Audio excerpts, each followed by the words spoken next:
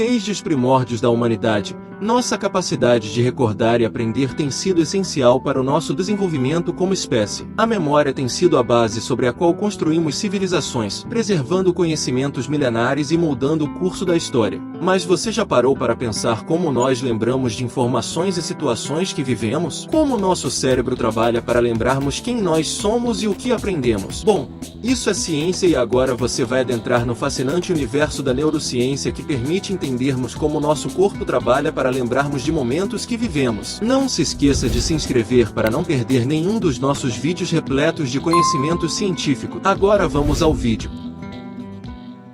Memória é a capacidade de um indivíduo reter a informação aprendida, podendo ser fatos declaráveis como um discurso que alguém precisa decorar ou padrões motores como a sequência de movimentos necessária para a resolução de um cubo mágico, por exemplo. Isso acontece porque em nosso cérebro várias células que nós chamamos de neurônios formam conexões entre elas mesmas, formando o que nós chamamos de sinapses. Essas sinapses, por sua vez, formam as chamadas redes neurais, que são responsáveis pela formação da memória. Como há mais de um tipo de rede neural, também há mais de um tipo de memória.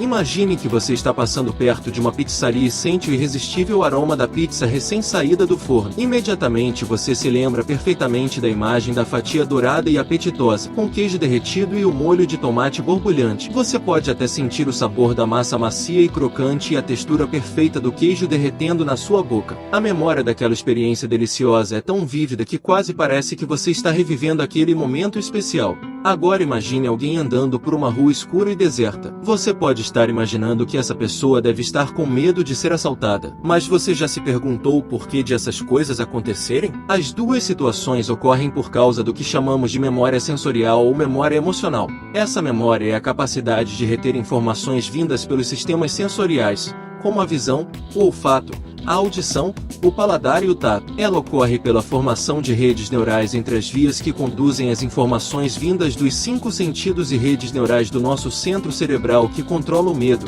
a amígdala cerebral. É por isso que quando você sente o cheiro de uma comida que significa muito para você, ativando a via do olfato, outras vias também são ativadas, como a via da visão, permitindo que você visualize o prato em sua mente, e da gustação, fazendo com que você se lembre do gosto e do tato, permitindo que você se lembre da textura da comida. No segundo exemplo, essas mesmas vias sensoriais processam as informações da mesma forma que um processador de computador processa um comando. Ou seja, quando a visão da pessoa registra uma rua escura e deserta, essa informação é processada como uma situação potencialmente perigosa. Assim, essas informações visuais criam um padrão correspondente a uma situação de perigo e imediatamente ativam a amígdala cerebral, uma estrutura responsável por ativar o sistema nervoso simpático, que tem a função de preparar a pessoa para lutar ou para fugir da situação. Mas isso só é possível por causa da memória sensorial, já que uma rua escura e deserta já foi cenário de situações perigosas vistas ou até mesmo vividas pela pessoa.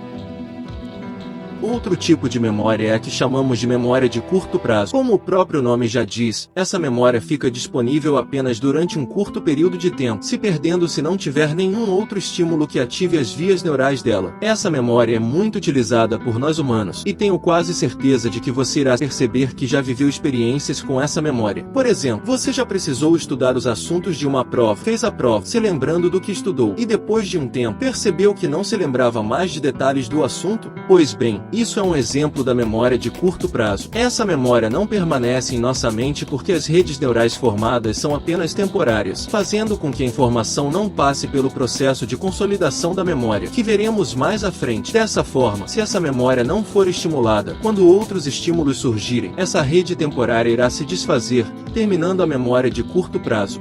Bom, assuntos de uma prova talvez você não se lembre, mas aposto que existe alguma experiência que você passou há muito tempo e você ainda se lembra de como ocorreu. Mesmo que essa experiência tenha ocorrido há muitos e muitos anos, você se lembra dela, e é como se estivesse vivendo a experiência toda vez que se recorda. Você já parou para pensar o que essa lembrança tem de diferente do assunto da prova de geografia que você fez na primeira série e não se lembra mais? Eu não sei do que você se lembrou agora, mas eu aposto que você se lembrou de algo que te marcou em sua vida, de uma forma boa ou ruim. Algumas pessoas podem ter se lembrado de quando reencontrou um ente querido que não via há algum tempo, ou de quando ganhou uma competição e ficou extremamente feliz, ou mesmo do quanto ficou extremamente triste com uma desilusão amorosa. O que faz essa memória ficar em sua mente ou quão importante o seu cérebro achou que elas fossem. Após o processamento da situação, o cérebro é capaz de determinar as informações importantes que devem ser retidas em seu subconsciente. Essas informações podem ser boas, para você ter momentos felizes ao se recordar de uma conquista, por exemplo, ruins, para você evitar certas situações, ou neutras, como informações de aprendizado, por exemplo. Essas informações julgadas importantes pelo nosso cérebro sofrem o processo de consolidação da memória, que nada mais é do que a transformação de uma memória de curto prazo que já vimos antes, em uma memória de longo prazo. Esse processo requer gasto de energia pelo cérebro, e por isso, apenas informações consideradas importantes são selecionadas para se transformarem em memória de longo prazo. Um exemplo é esse vídeo aqui que você está vendo. Provavelmente daqui a alguns dias você não se lembrará de alguns detalhes que eu estou falando, mas se lembrará de alguns pontos que seu cérebro considerou tão importante que precisou tornar permanente essa informação. Em outras palavras, parte da informação sofreu a consolidação da memória.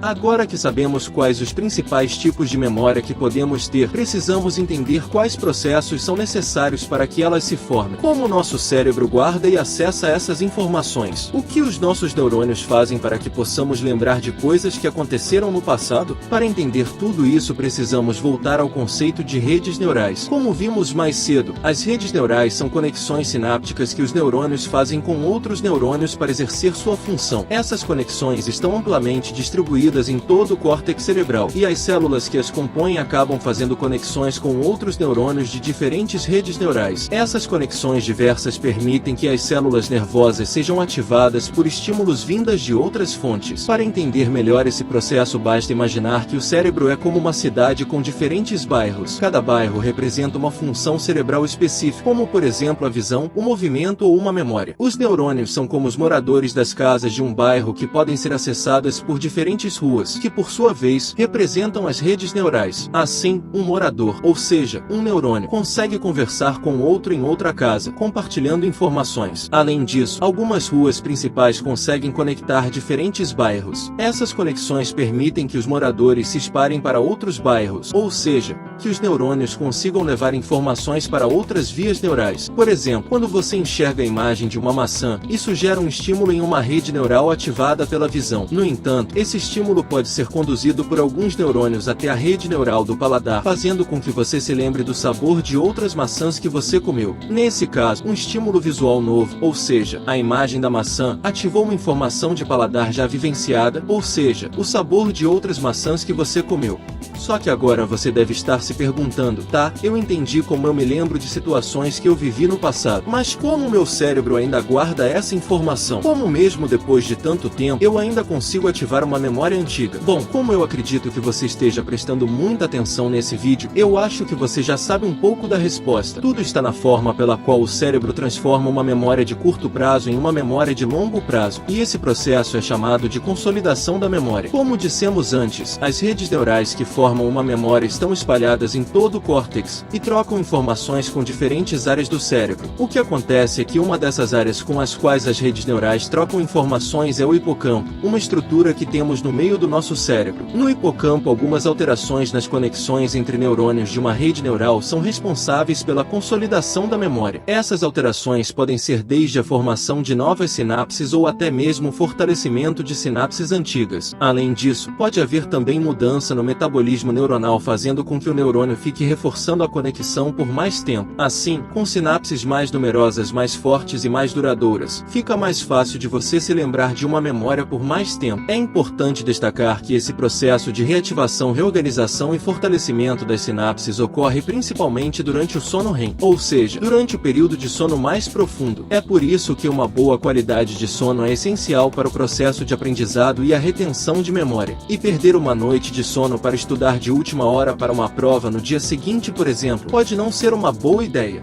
Agora, se nós temos um mecanismo tão bem compreendido que nos permite guardar as informações por mais tempo, por que acabamos esquecendo de algumas informações que lembrávamos anteriormente? O que acontece é que o processo de formação e manutenção das memórias de longo prazo depende sobretudo da estimulação das redes neurais responsáveis por uma memória. Dessa forma, se uma rede rede neural for constantemente ativada, novas informações serão enviadas ao hipocampo para que o processo de consolidação ocorra e a rede fique cada vez mais forte e duradoura. Do mesmo modo, quando uma rede neural fica muito tempo sem ser estimulada, as sinapses não são reforçadas e podem se desfazer mais facilmente. Em outras palavras, as memórias que revisitamos mais vezes são mais fáceis de serem recordadas por muito tempo, enquanto aquelas que não são reforçadas podem ser esquecidas ao longo do tempo. Para entendermos melhor, podemos imaginar que as memórias são como trilhas em um campo. Ao caminhar regularmente por uma trilha, ela fica marcada e mais fácil de seguir. Da mesma forma, ao estimular frequentemente uma memória, ela se torna mais duradoura. Porém, se uma trilha não é percorrida por muito tempo, ela pode desaparecer. Da mesma forma, memórias que não são reforçadas podem ser esquecidas. Além disso, outros fatores como a idade avançada, o estresse e a falta de sono também podem dificultar na formação de memórias de longo prazo, interferindo na capacidade de retenção de memórias. E esse foi o vídeo de hoje, no qual você explorou a fascinante jornada das memórias em nossos cérebros, entendendo como o processo de formação das redes neurais e das memórias ocorre. Também descobriu que a estimulação constante das redes neurais é essencial para fortalecer e consolidar as lembranças, tornando-as mais duradouras. Lembre-se que somos seres incríveis capazes de armazenar uma quantidade imensa de experiência e conhecimento. Aproveite esse poderoso recurso e continue explorando o mundo e criando memórias significativas em sua jornada pela vida. Muito obrigado por assistir e espero que o tenha ajudado a entender melhor como o nosso cérebro funciona. Se gostou do vídeo, deixe seu like, compartilhe com seus amigos e não se esqueça de inscrever no nosso canal para receber mais vídeos sobre as maravilhas da ciência. Até o próximo vídeo!